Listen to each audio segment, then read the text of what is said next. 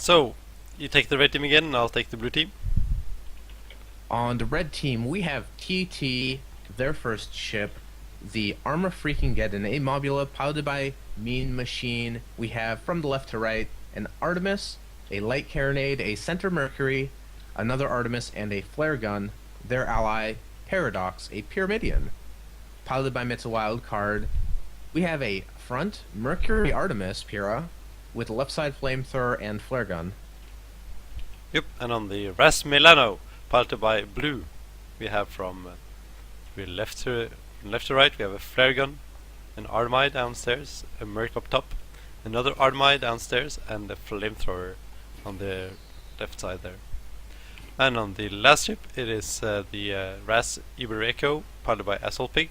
It is this nice Hades light flak with a flamethrower and a flare gun on the side. And we're already off, so I have to be quick here. But didn't you're what? You already finished. Yeah. So now the arm freaking again is taking a beating though, because we're in the mid match because I was so slow. Yeah, the Iberico taking a little bit of fire as well. Paradox going for more of an extreme long range build, which not, huh? Well, there goes the red Mobula. The DPS of that Hades on the Iberico is so staggering. When combined with the Mercury and the double Artemis on Milano, and now Paradox kind of left on his own. Like the Mercury Artemis, the advantage, like you kind of have a range advantage, which for a very large map like this, one might think is pretty strong, as the Paradox just continues to take an obscene amount of damage. But it doesn't have the sheer DPS of something like a Hades. And you actually saw Blue Team realizes this, and they decided to take the opportunity to charge at the enemy team themselves, close that distance, so they kind of remove the range advantage from the Mercury on the Pyramidion, and they get to take full effect of their Hades Artemis, or Hades Light Flak rather. They just rushed into mid range because then they knew that the red team would lack in the DPS compared to their DPS. I must say that was a nice choice there. And you can now see that the red team has spawned up in the E1, E2 area. So they're gonna go for the ribs again. Or they didn't take the ribs last time, they had the shipper last time, but I was gonna say were the blue. But now although the blue team is now in the red spawn. So they might Armor Freak Geddon is actually spotted here. So blue team is aware of where red team has decided to spawn. So it looks like red team, they might just continue moving. You know, might just have kind of a spawn trade situation where red team moves up by the ship. Or maybe they just want, I don't know, maybe they just want to take up center map. I feel like the more distance for red team, the better, because that means the longer amount of time they're going to be able to use their Mercuries before that Iberico's Hades comes into full effect. They want as many seconds as possible, but I don't think they will get it from the ribs here. I don't know about that flare. They're actually, I think they might believe blue team is a little closer than they are actually flaring themselves, at least for a moment. I can see the Centurions have targeted the Paradox there now. They just kind of want him down at the moment. Well, the Paradox is, I mean, the Pyramidions on both these teams are going to be the easier target of the two. It's a little easier to get those whole shots, get those disabling Artemis fires, because the front guns and the engines are both kind of clustered together, so it's a little bit just an easier ship to take out with long range weapons. And also, the Pyramidions are, at least the Iberico is going to be taking point, so they're going to be a little bit closer. Looks like though they managed to snipe out the Hades on the. They did it again. No, they took the beacon flare gun. They took out the Hades on the Iberico, so that was nice, and they managed to sustain some more damage. And it looks like blue team's kind of maintaining the terrain advantage here. They've got that rib spot where red is sort of out in the open. Red's going to be relying heavily on these dust clouds if they start taking damage to clear spots and give them some moments to repair. But it looks like blue team's taking that opportunity as well. They're ducking down. Nobody's spotted, so just a little bit of a moment of quiet, as it were. But although the TT's Pyramidion is facing the wrong way, I think that's a bit weird. Yeah, I wonder if maybe they. I think they're. I don't know. Maybe they flew into the map edge accidentally, or got a little carried away trying to dodge one of the sandstorms. Now here comes the rush though from the Centurions. Looks like the rush is faced towards the Mobula. Well, now the Paradox, since he's turned. Oh, he's turned now 90 degrees and is ready now for the side engagement here on the Milano. Looks like they might be able to take down the armor frigate in time if they're quick enough. Yeah, not Hades shot's going a little wide so far, but at the same time, well, Iberico's actually taking a bit of damage. If Paradox is able to focus with their ally, they're actually managing to take down the whole armor. Ooh, Iberico just not able to get the whole armor up, just barely going down. And now the Milano's kind of left to their own.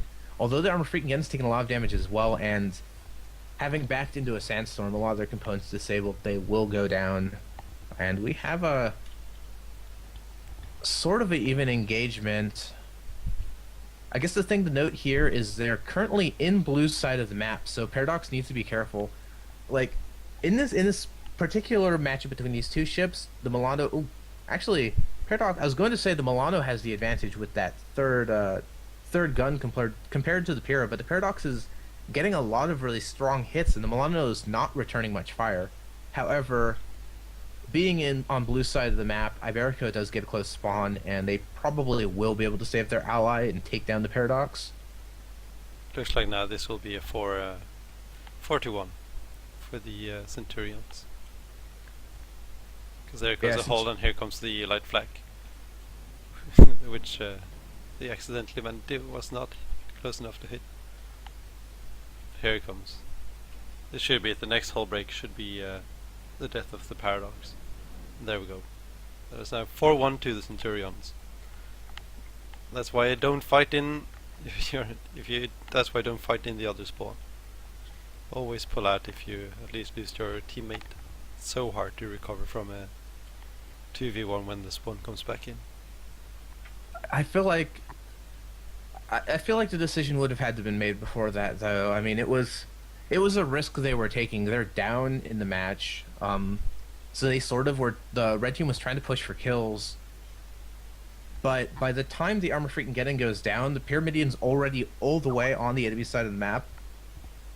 The Milano has the Artemis, so if they try to retreat, they're going to get their engines taken out. So I feel like at that point, the Paradox kind of has to stay there and try to get the kill on the Mobula. And they almost did. I mean, if you look at the Milano, they've taken a significant amount of damage, residing at about 20% health remaining. And in these sniper matches, existing damage from previous fights can be such a important factor, because if your armor goes down for just a moment, it'll only take 2 or 3 Artemis hits and your ship's going to explode. And so there's actually a tactic that I've brought up a few times on the stream, where, it's sort of a question of, is this an opportunity where you want to suicide your ship?